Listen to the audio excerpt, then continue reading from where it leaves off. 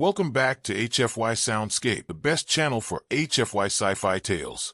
They say the gilded spire of the Valerion Empire is the closest a mortal can get to the sun without burning. But for Sergeant Elias Thorne, it just felt like a very expensive cage. For 7 months, Elias had stood as the human curiosity in the court of Empress Alara. He wasn't there to fight. He was there to be seen. The Valerian nobles, with their translucent skin and shimmering wings, looked at his matte black combat suit like a relic from a primitive age. They called it the Iron Shell. They thought it was a joke. Princess Kaelith was the worst of them. She was 96 years old, a mere teenager by her species standards, and she possessed a tongue sharper than any blade Elias had ever carried. To her, Elias wasn't a soldier. He was a toy. A slow, heavy, oxygen-breathing pet that belonged in a museum, not a palace. The grand atrium was bathed in a pulsing violet light today. The air smelled of synthetic jasmine and the smug satisfaction of a race that hadn't seen a real war in 1,000 years. The Valerians had just launched their chrono shield. A grid of light-based satellites, they claimed, made them invincible to any kinetic threat. In other words, they were celebrating the fact that humans and their clumsy metal ships were officially obsolete. Elias stood motionless at his post. His boots, reinforced with tungsten carbide, felt like lead weights on the floors of polished moonstone. He could see his own reflection, a faceless dark silhouette amidst a sea of glowing, ethereal beings. He looked like a shadow in a room full of neon. "Still wearing that heavy skin, Sergeant?" Kaelith's voice drifted over like a silk ribbon. She floated toward him, her feet barely touching the ground. She was draped in living fabrics that changed texture as she breathed. Behind her, a group of young nobles tittered. They were holding crystalline glasses filled with liquid starlight, their eyes wide with mock pity. "It is standard issue, Highness," Elias replied. His voice was a gravelly contrast to the melodic chimes of the Valerian language. Kaelith reached out, her long, slender finger tapping against his chest plate. The sound was a dull, hollow thud. "It's so static, so unmoving. Tell me, Thorne, does it hurt to be so dense? To carry the weight of your entire primitive world on your shoulders while we dance among the clouds?" Elias didn't flinch. He didn't even blink behind his polarized visor. "The weight keeps us grounded, Highness. It reminds us where we came from. And where is that? The dirt?" She laughed, a sound like breaking glass. "You humans are so obsessed with protection. You build walls, you wear shells, you hide. Is there even a man inside there, or just a collection of frightened nerves and iron? Hold on before we get into the real stuff. I want to know. What are you doing at this exact moment while hearing my voice? I love seeing your answers down below in the comments." The crowd drew closer, sensing blood in the water. Kaelith was looking for a performance. She wanted to peel back the layers of the human beast to show everyone how small he really was. She didn't realize that some things are kept in shells for the protection of those on the outside. "My people find your armor fascinating," Kaelith continued, her voice rising so the entire hall could hear. "It represents the human soul, doesn't it? Clunky, outdated, and terrified of the light. Tell me, Sergeant, if I commanded you to remove it, would you collapse? Would the gravity of our world crush your soft, unprotected bones?" The room went silent. The violet light dimmed, focusing on the two of them. It was a challenge. A public humiliation. The Valerians didn't use fists, they used shame. Elias looked at the princess, truly looked at her. He saw the arrogance of a civilization that had forgotten what it meant to struggle.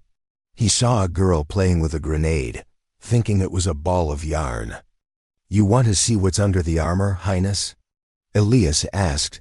The tone of his voice had shifted. It wasn't the voice of a guard anymore. It was the voice of a predator who had just been invited to lunch. "I think we all do," Kaelith sneered. "Show us the might of Earth. Let us see the fragile creature that hides behind the steel." Elias reached for the seals at his neck. The sound of pressurized air escaping hissed through the silent hall like a dying breath. The hiss of the depressurization cycle wasn't just a mechanical sound, it was a warning. In the vacuum-sealed silence of the gilded spire, it sounded like a serpent waking up. The Valerion nobles leaned in, their translucent wings fluttering with a mix of excitement and mockery. They expected to see a pale, sweating, fragile creature, a soft-bodied ape crushed by the sheer atmospheric pressure and elegance of their world. Elias didn't rush. He moved with a practiced, lethal deliberation. His fingers, scarred and steady, found the primary release toggles at his collarbone. Clack! The magnetic locks disengaged. A faint mist of recycled oxygen escaped the suit, swirling around his helmet like a ghostly shroud. Princess Kaelith didn't move, but her smirk wavered for a fraction of a second. There was a smell now, not the perfumed air of the palace, but something raw. The smell of ozone, spent brass and old sweat. The smell of a species that didn't just survive in the dirt, but conquered it. "Is it getting heavy, Sergeant?" Kaelith whispered, though her voice lacked its previous bite. "Are you finally realizing that you don't belong in the light?" Elias ignored her. He reached up and twisted the helmet. The seals groaned.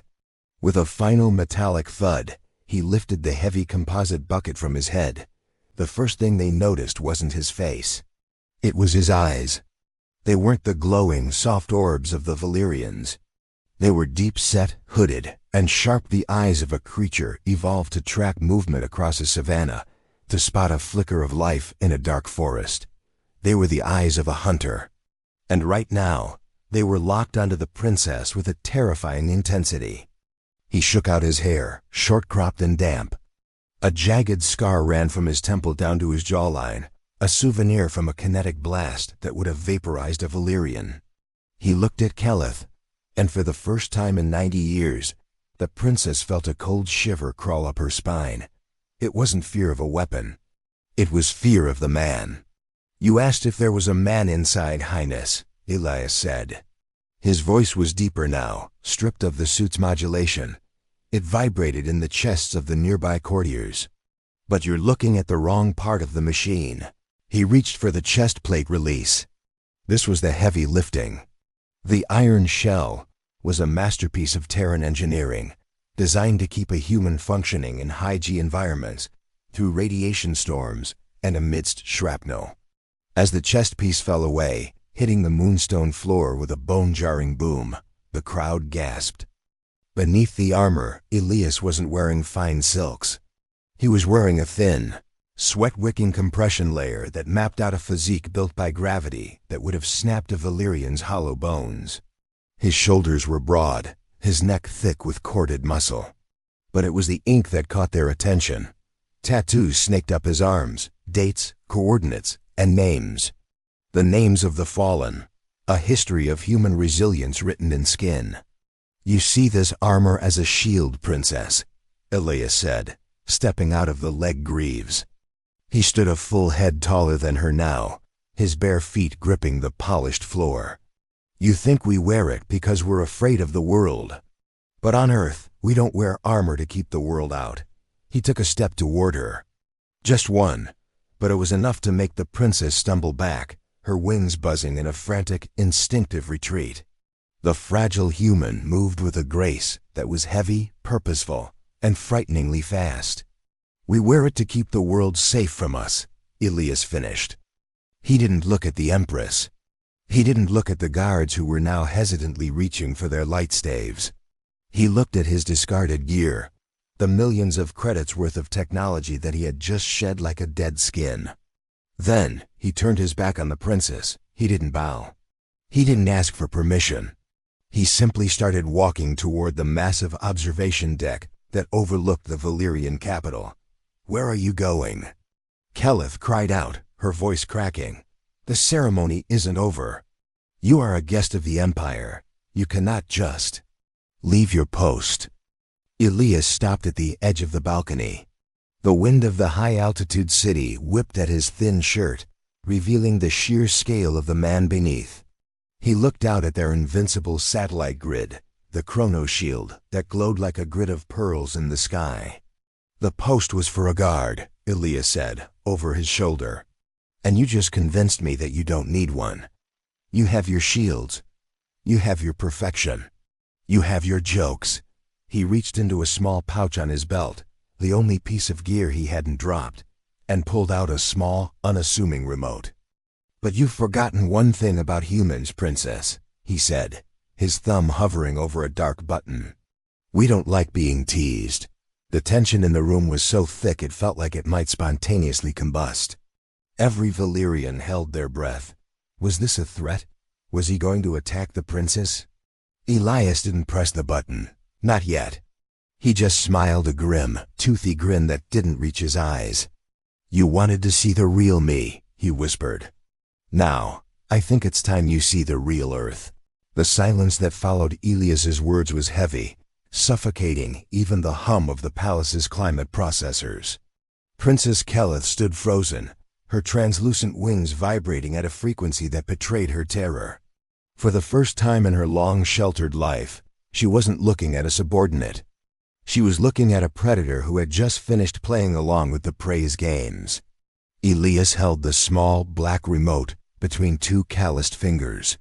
It looked like a pebble compared to the grand glowing consoles of the Valerion Empire. But in his hands, it felt like a detonator. The young nobles who had been snickering moments ago now hovered back, their wine glasses trembling in their slender hands. "You think your chrono shield is the pinnacle of existence," Elias said, his voice dropping to a low, dangerous rumble. "You think because you can bend light, you've conquered the universe, but humans? We didn't learn to bend the universe. We learned to survive it when it tried to crush us." He took a step toward the edge of the observation balcony, the wind howling through the open spire. The Valerian capital stretched out below a city of glass, light, and fragility.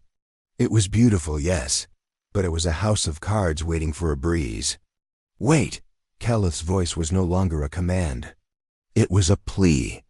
She floated toward him, her hands outstretched as if to catch a falling star. "Sergeant, you are overstepping. This display of yours, it's dramatic, but it changes nothing. You are one man. Without your suit, you are just a creature of meat and bone in a palace of gods." Elias chuckled, a dry, rasping sound that lacked any humor. He looked down at his bare chest, at the scars that crisscrossed his tan skin like a roadmap of pain. "You keep calling yourselves gods," Elias said, finally turning to face her. "But I've seen gods die. I've seen civilizations older than yours turn to ash because they forgot one simple rule: never mock the man who keeps the monsters at bay." He held up the remote. The light of the Valerian sun caught the matte plastic. "Your shield is designed to stop light-based weaponry. It's elegant, it's precise. It's perfect," he mocked, echoing her earlier words. "But do you know what it's not designed for? Something heavy, something fast. Something that doesn't care about your superior technology." A low-frequency vibration began to shake the floor. It wasn't coming from the palace. It was coming from the sky. The violet sky of Valerion began to bruise, turning a deep, angry crimson. High above, the chrono shield, the grid of satellites they were so proud of, began to flicker. "What are you doing?" The Empress finally spoke from her throne, her voice echoing with a regal but unmistakable tremor. "Sergeant Thorne, deactivate whatever device you have immediately. This is an act of war." Elias didn't look back. He kept his eyes on Kaelith, who was now close enough to see the flecks of gold in his human eyes. "It's not an act of war, Empress," Elias said calmly. "It's a demonstration. You wanted to see the human soul? You wanted to see what's under the armor?" He pressed the button. A sound like a thunderclap ripped through the atmosphere, so loud it shattered several of the decorative crystal pillars in the hall. The Valerians shrieked, clutching their sensitive ears. Above them, a streak of fire tore through the clouds. It wasn't a ship, it wasn't a beam of light. It was a slab of raw, unrefined tungsten, the size of a skyscraper, falling at 20 times the speed of sound. The invincible chrono shield didn't even react. The light-based grid flickered as the massive kinetic slug passed right through it like a needle through a soap bubble. The shield was built to deflect energy. It had no idea how to stop 500 tons of pure, screaming metal. The slug slammed into the ocean miles away from the capital, but the impact sent a shockwave that rattled the very foundations of the gilded spire. A wall of water rose on the horizon, glowing in the sunset. Elias let the remote fall from his hand. It clattered on the floor, unnoticed. "That wasn't a weapon," Elias whispered to the trembling princess. "That was just a message. We call it the rod from God. No electronics, no fancy light. Just gravity and a very big stick." He turned away from her, walking toward the exit of the Grand Hall. He didn't look at his armor. He didn't look at the Empress. He walked with his head held high, his bare feet silent on the moonstone. "You teased the armor because you thought it was my strength," Elias said, his voice echoing in the stunned silence. "But the armor wasn't there to make me strong. It was there to hold me back." He reached the heavy doors and pushed them open with a single effortless shove. "I'm leaving, Princess. Keep the suit. Maybe your scientists can figure out how to build something that actually survives a human touch." He stepped out into the hallway, leaving the gods in the dark.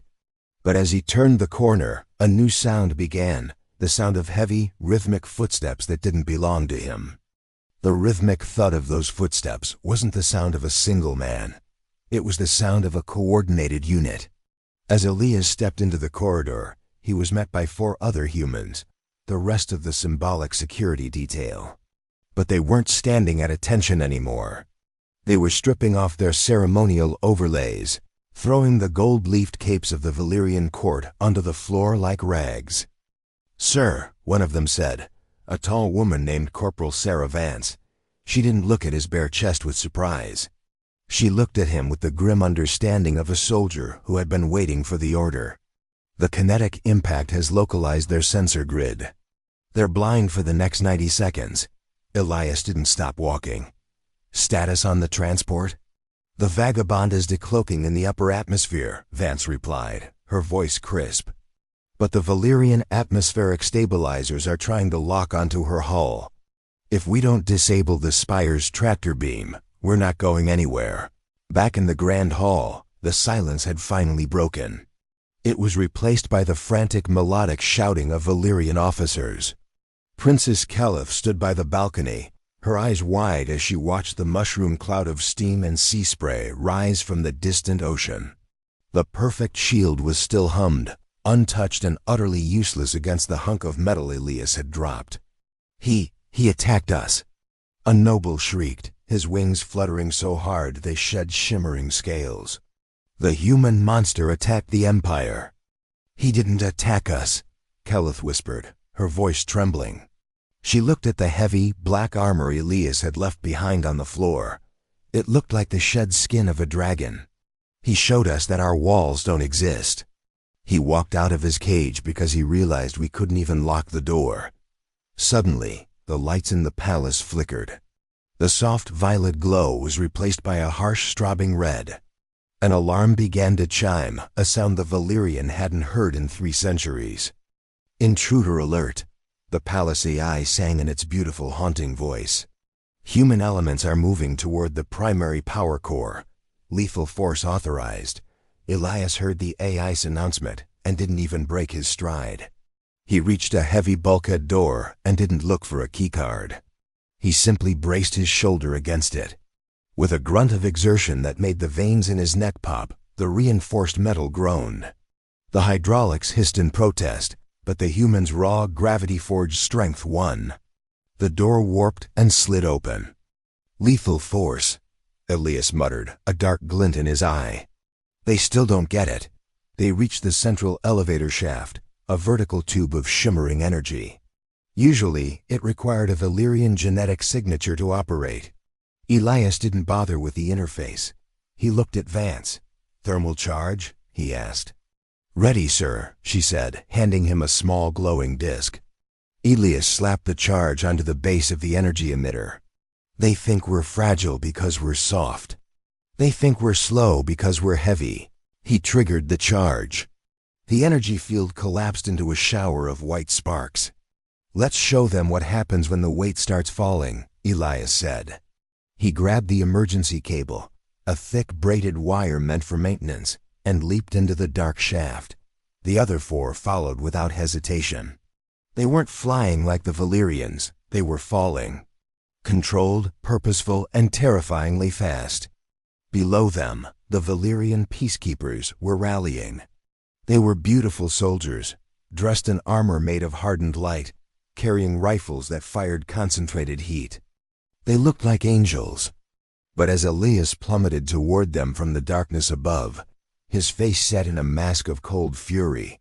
He didn't look like an angel. He looked like the inevitable consequence of their arrogance. As he reached the bottom, he didn't use a parachute. He didn't use a thruster. He used the tension of the cable to swing his body like a pendulum, crashing feet first into the lead peacekeeper. The Valerian's light armor shattered like glass under the kinetic energy of a 100-kilogram man moving at terminal velocity. Elias rolled, came up on one knee, and looked at the squad of stunned alien soldiers.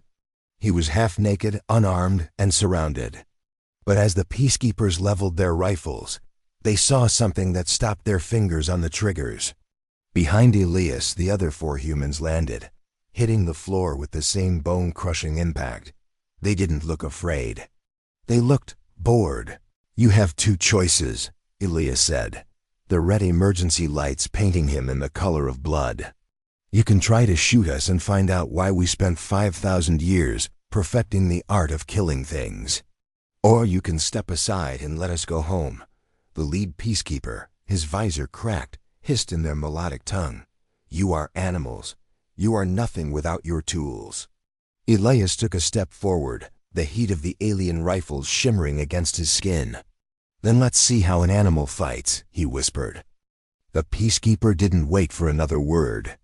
He leveled his pulse rifle, the crystal barrel glowing with a blinding cyan light. But human reflexes, forged in the brutal gravity of Earth and honed by a lifetime of kinetic warfare, are a different beast entirely. Before the alien could squeeze the trigger, Elias was already moving. He didn't move like a Valerian fluid and floating. He moved like a piston, a sudden, violent burst of acceleration. Elias grabbed the barrel of the rifle, the searing heat of the energy cell blistering his palm, but he didn't let go. With a guttural roar, he twisted. The Valerian's hollow bird-like wrist snapped with a sickening pop. The rifle clattered to the floor, and Elias followed through with a headbutt that shattered the alien's ornate faceplate. The other four humans Vance in the team became a whirlwind of efficiency. They didn't have blasters. They had tactical knives and the sheer mass of their bodies. A Valerian soldier tried to fly upward to gain a height advantage, but Vance grabbed his ankle, her fingers sinking into the soft alloy of his greaves, and slammed him into the moonstone wall with enough force to crack the masonry. "Form up," Elias shouted over the high-pitched hum of the alien weaponry. "Don't let them pin us down. We need to reach the core before they stabilize the gravity wells." The hallway was a chaos of light and shadow. The Valerians fired, their beams of concentrated heat scorching the air, but the humans used the environment like it was their backyard. They flipped heavy stone benches, used downed peacekeepers as shields, and closed the distance with terrifying speed.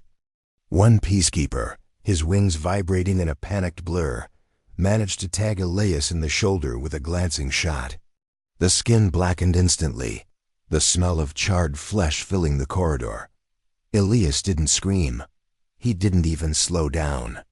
He simply reached out, grabbed the soldier's throat, and pinned him to the ceiling. "You think pain stops us?" Elias hissed, his face inches from the aliens. "Pain is our oldest friend."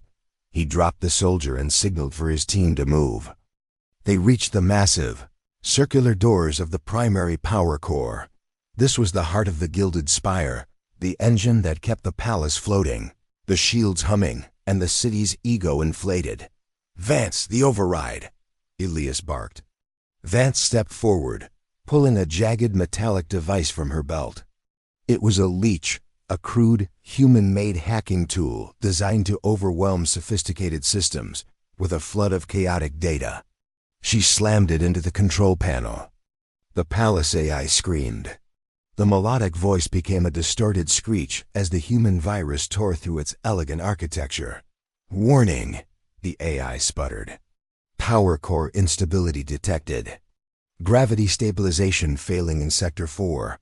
Suddenly, the floor beneath them shifted. The perfection of the Valerian physics was breaking. The light became dim, flickering into a sickly yellow. "Elias!" Vance yelled, pointing back toward the hallway they had just cleared. Standing there, framed by the red emergency lights, was Princess Kaelith. She wasn't accompanied by soldiers this time. She was alone, her fine silks torn, her shimmering wings drooping in the heavy, humid air.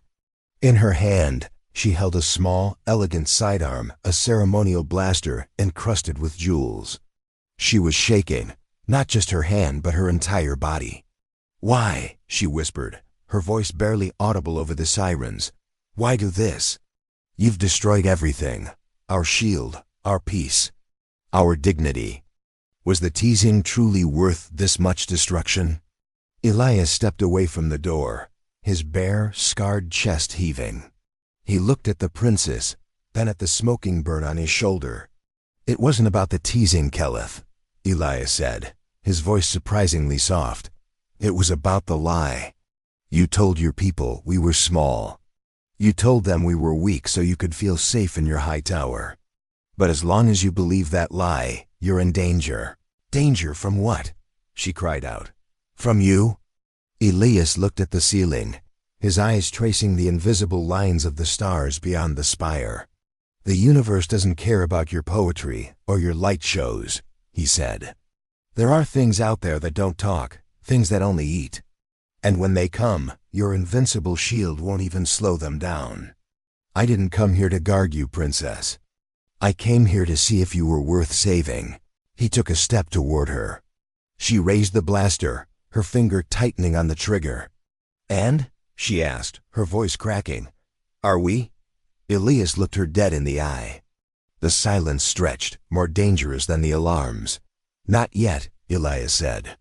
"But you're starting to learn the right kind of fear." Before she could respond, the power core doors groaned and slid open, revealing a blinding vortex of raw, blue energy. The heat was immense, enough to make the air shimmer and warp. "Sir, the transport is overhead," Vance shouted. "We have to jump now." Elias looked at Kaelith one last time. He didn't smile, he didn't gloat. He just looked at her with a profound, weary sadness. "Goodbye, princess. Try to remember what it feels like to be afraid. It's the only thing that will keep you alive." He turned and ran toward the core, his team following him into the heart of the light. But as they prepared to leap into the energy stream that would carry them to their ship, a shadow fell over the entrance, a shadow much larger and much darker than a human. The shadow didn't just block the light. It seemed to swallow it.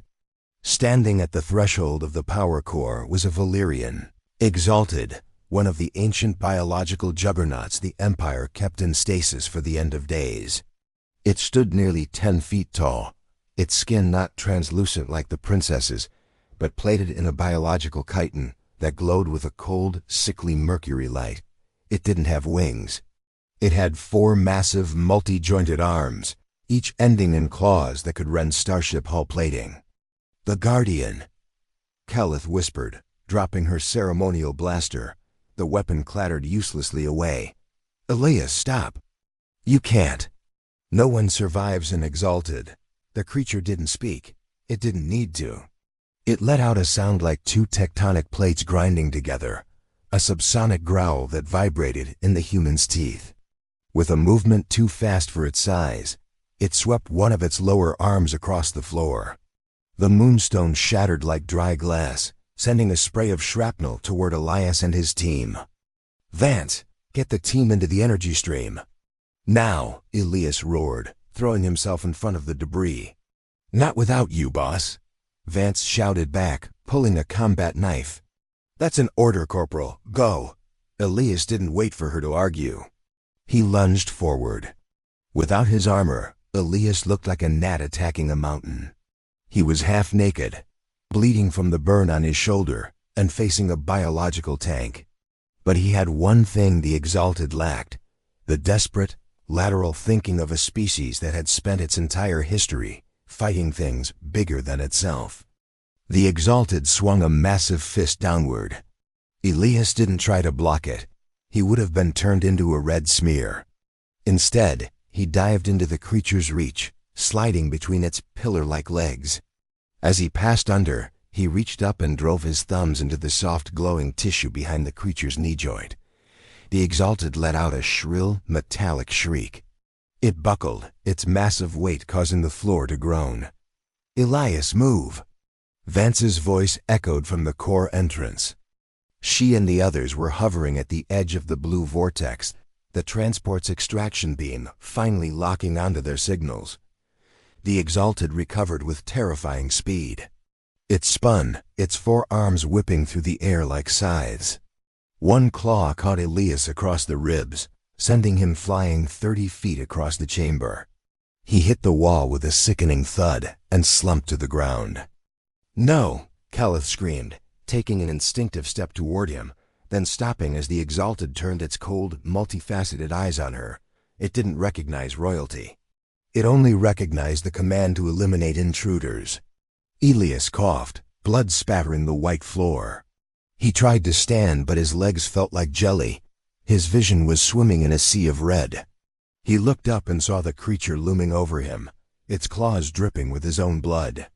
It raised all 4 arms for a final crushing blow. "Hey, over here, you overgrown glowstick!" The voice wasn't Vance's, it was Elias's, but he wasn't looking at the creature. He was looking at the small discarded ceremonial blaster Kaelith had dropped. He had lunged for it while he was on the ground. Elias didn't aim for the creature's chest. He knew that chitin was too thick. Instead, he aimed at the overhead power conduit, the massive crystal vein that fed the blue energy from the core into the rest of the spire. "You said we were fragile, Princess," Elias wheezed, his finger tightening on the trigger. "Let's see how your god handles a real surge," he fired.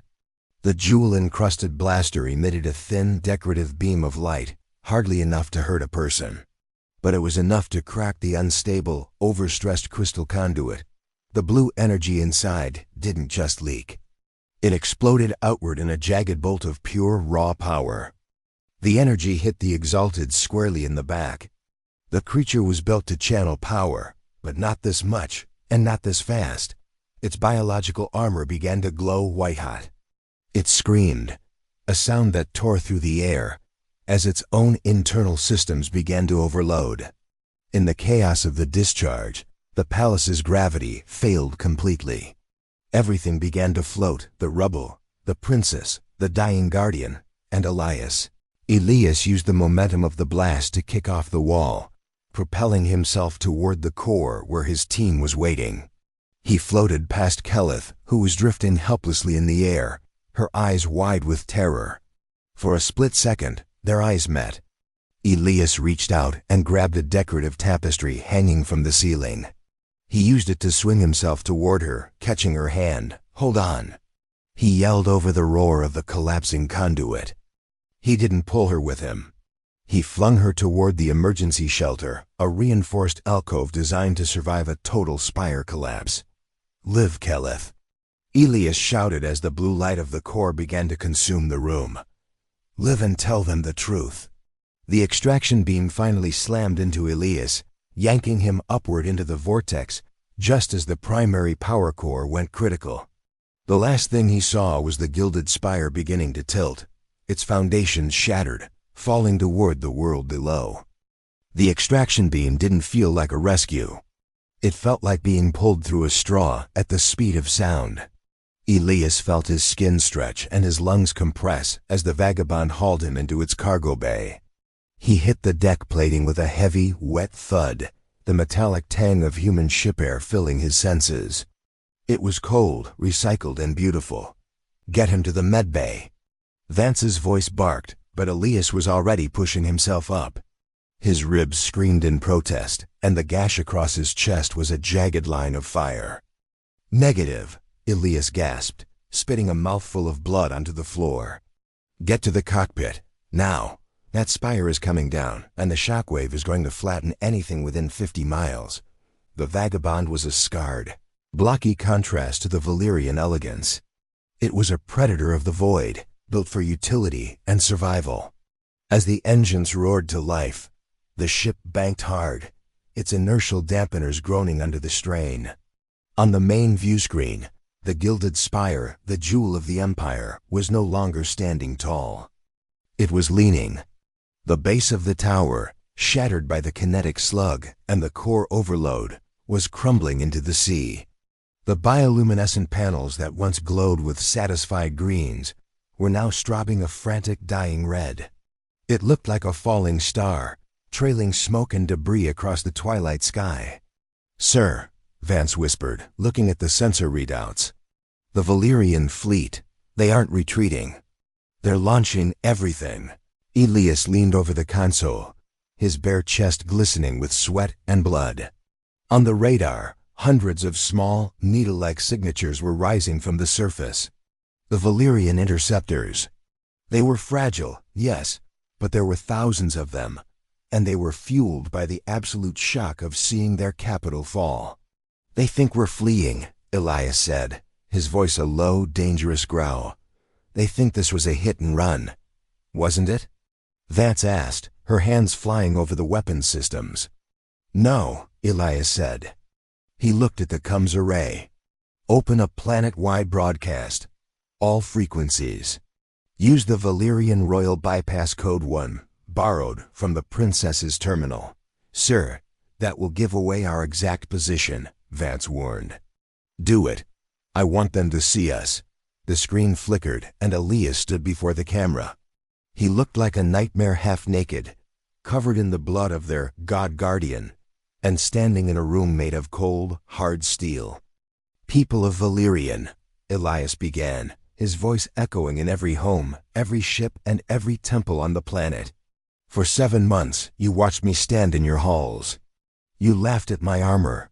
You called us primitives. You thought your beauty was your shield." He paused, letting the image of the falling spire sink in behind him. "Today, your shield broke.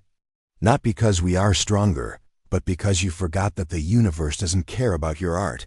We didn't come here to conquer you. If we wanted you dead, that tungsten slug would have hit your city, not your ocean." The interceptors were closing in. The first shots of cyan light began to buffet the vagabond shields. "We came to give you a choice," Elias continued, ignoring the ship's shuddering. "You can keep chasing us. You can keep trying to prove you're superior while your world burns. Or you can look up," he signaled Vance. "Release the long-range sensor feed to their global network." Suddenly, the broadcast shifted. It wasn't showing Elias anymore. It was showing deep space, the dark, cold edge of the Valerian system. And there, emerging from the shadows of the outer planets, was something that made the Valerian interceptors stop mid-flight. It was a fleet, but it wasn't a human fleet. It was a swarm of jagged, obsidian shapes, miles long, trailing webs of organic matter. They were the things Elias had warned Kaelith about. The things that only eat. "The swarm is here," Elias told the silent planet. "And they don't care about your jokes, now. Do you want to keep fighting us? Or do you want to learn how to survive?" The vagabond rocked as a massive explosion nearby knocked the ship off course. "Elias," Vance yelled. "One of the Valerian heavy cruisers is ignoring the broadcast. They're locking on with a planet cracker beam. They're going to take us down with them." The vagabond groaned as the gravitational shear of a planet cracker beam began to warp the space around their hull. On the monitor, the Valerian heavy cruiser Radiance was a terrifying sight. Its central core was opening like a blooming flower, revealing a sun-bright aperture of pure, destructive energy. The commander of that ship didn't care about the swarm. He only cared about the human who had humiliated his gods. "Shields at 40% and dropping." Vance screamed, her fingers a blur over the hilt of the flight controls. If that beam fires at full yield, it won't just vaporize us, it'll ignite the atmosphere. Elias gripped the edge of the command chair, his knuckles white. The blood from his chest wound was beginning to pool on the deck, but he didn't feel the pain. His mind was calculating trajectories, speeds, and the sheer, stubborn physics of human spite. "Vance, kill the engines," Elias commanded. "What? Sir, we'll be a sitting duck." "Kill the engines and dump the heat sinks," Elias barked. "Now, give them a dead target to lock onto." As the Vagabond went dark, drifting like a piece of space junk, the Radiance adjusted its aim. The alien commander, sensing victory, poured all remaining power into the main cannon. The violet glow of the cruiser became blinding. But Elias wasn't looking at the cruiser. He was looking at the lead elements of the swarm, the obsidian leviathans, as they began to fold space, appearing mere thousands of kilometers away. "Now, Vance, maximum burn. Aim for the Radiance's engine wash." The Vagabond didn't just move, it screamed. The engines flared with a blue-white intensity that pushed the crew into their seats with soul-crushing force. They didn't fly away from the cruiser, they flew directly toward it, skimming the surface of its shimmering hull. The planet cracker beam fired. Because the Vagabond was no longer where the targeting sensors predicted, the massive beam missed by a hair's breadth. Instead, it tore through the vacuum of space and slammed directly into the leading hive ship of the swarm. The explosion was silent but catastrophic. The obsidian ship, miles long, was carved in half by the Valerion beam. But the rest of the swarm didn't retreat. They didn't feel fear. They simply turned their collective hungry gaze toward the source of the heat. The Radiance. "The swarm just found their dinner," Elias whispered, watching the screen as thousands of smaller organic ticks, launched from the hive ships, descending upon the Valerian cruiser like a cloud of locusts. The Radiance tried to turn, its beautiful wings of light fluttering in a desperate attempt to maneuver, but the swarm was already upon them. The biological acid of the intruders began to eat through the Valerian's perfect hull. "Sir, we're clear of the immediate blast zone," Vance reported, her voice shaking with adrenaline. "But the Valerian fleet is in chaos. Half of them are trying to save the Radiance, and the other half are fleeing the system." "And the princess?" Elias asked, his voice low. Vance checked the long-range scanners, her expression softening. "The emergency shelter in the spire held. A rescue shuttle just picked up her life sign. She's alive, Elias, but she's watching her world end." Elias looked at his hands. They were covered in grease, blood, and the dust of a fallen palace. He had accomplished what he came for. He had broken their pride to save their lives. But as he looked at the screen, he saw something that made his heart go cold. One of the swarm ships, a scout, small and fast, had detached from the main cluster. It wasn't interested in the cruisers. It was heading straight for the surface of the planet, aimed directly at the evacuation camps where the Valerian civilians were huddled. "They're going for the soft targets," Vance whispered. "Thousands of them. They have no weapons, Elias. They have no armor. They're just waiting to be eaten." Elias looked at his team. They were exhausted. They were bleeding. They were 5 humans in a galaxy that hated them. "Vance," Elias said, reaching for a fresh oxygen mask, "turn the ship around." "Sir?" "We have no shields. Our hull is compromised." "I didn't ask for a status report, Corporal," Elias said, his voice regaining that iron-hard edge. "Those people called me an animal. They teased my armor. They mocked my world." He looked at the image of the descending swarm scout.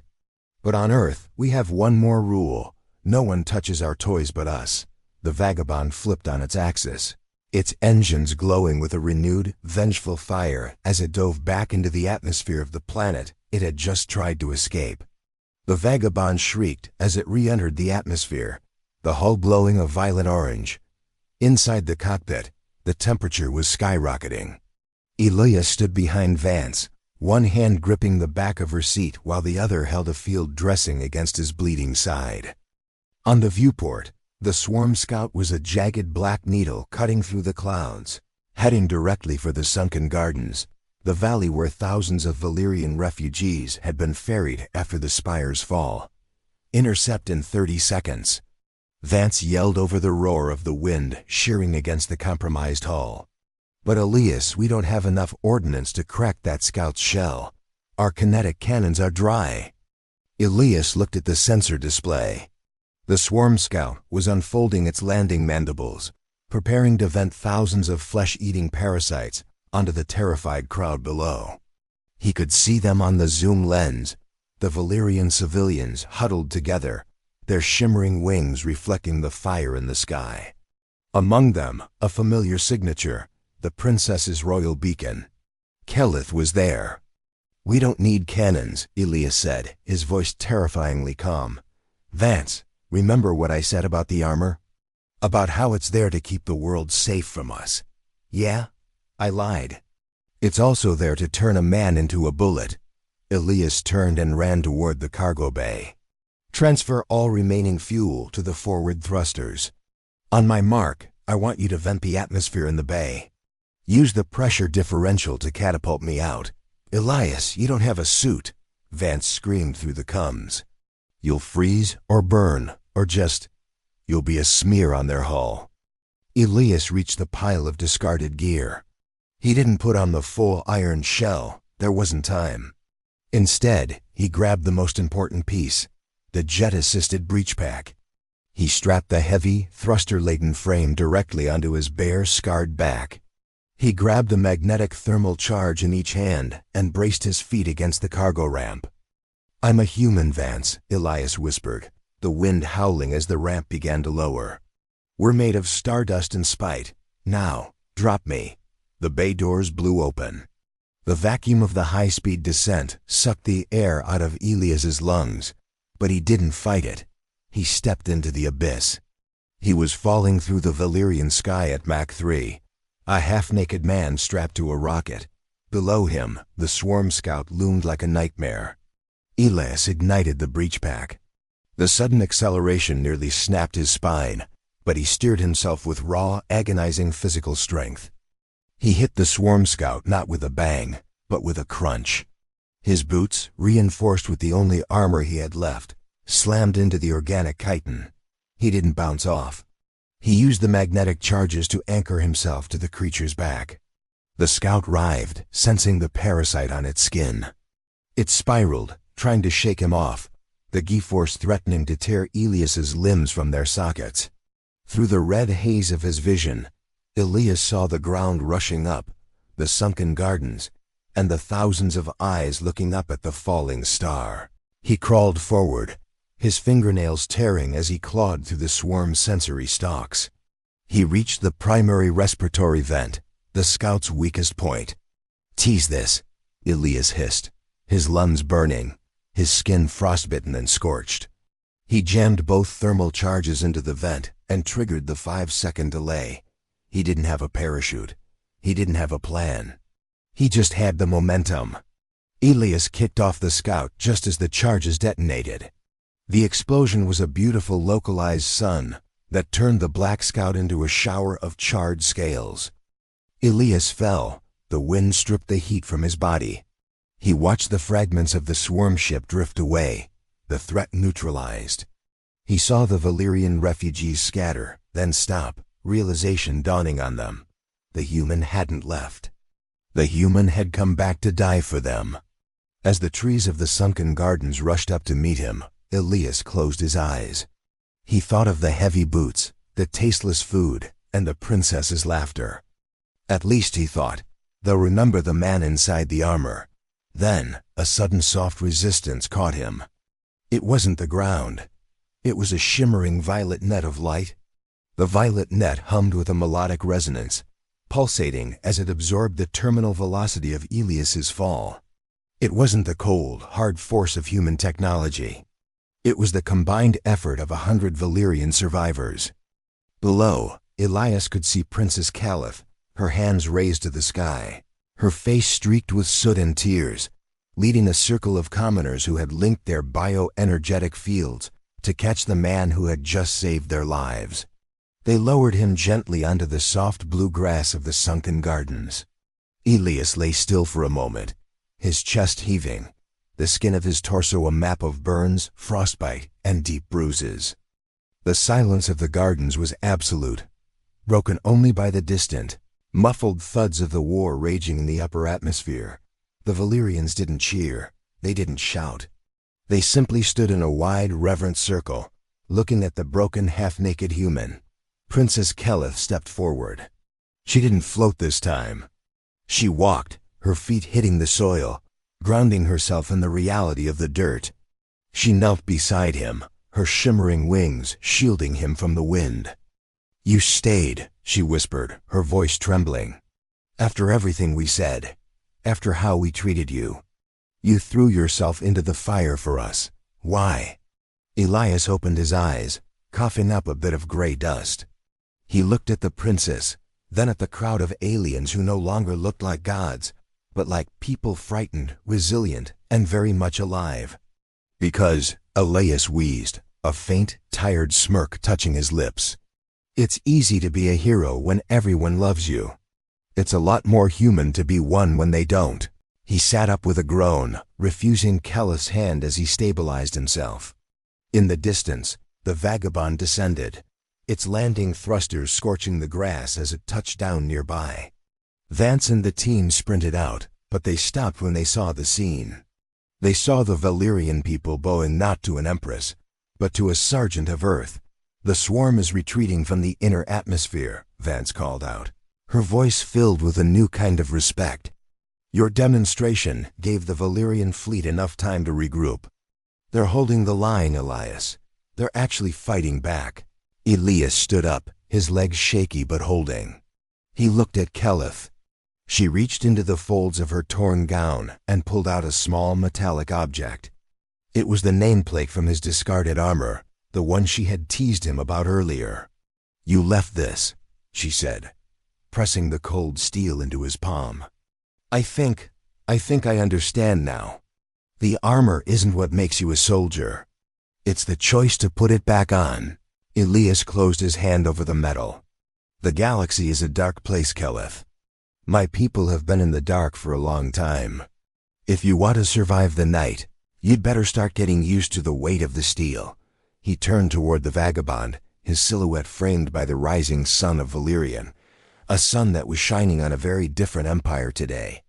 "Wait," Kaelith called out. "Will you come back when the war is over?" Elias paused at the ramp of his ship.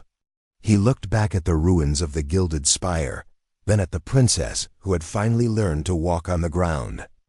"That depends," Elias said with a wink. "Is the food still going to taste like perfumed air? Because if I'm coming back, I'm bringing my own steak." The ramp hissed shut, and the vagabond ascended, joining the flickers of light in the sky where a new alliance was being forged in the heat of battle. The Valerians watched until the ship was nothing more than a star, knowing that while they might have been born in the light, it was a human from the dirt who taught them how to shine. If you enjoyed this journey into the resilience of the human spirit, make sure to hit that like button and share this story with your fellow Terrans.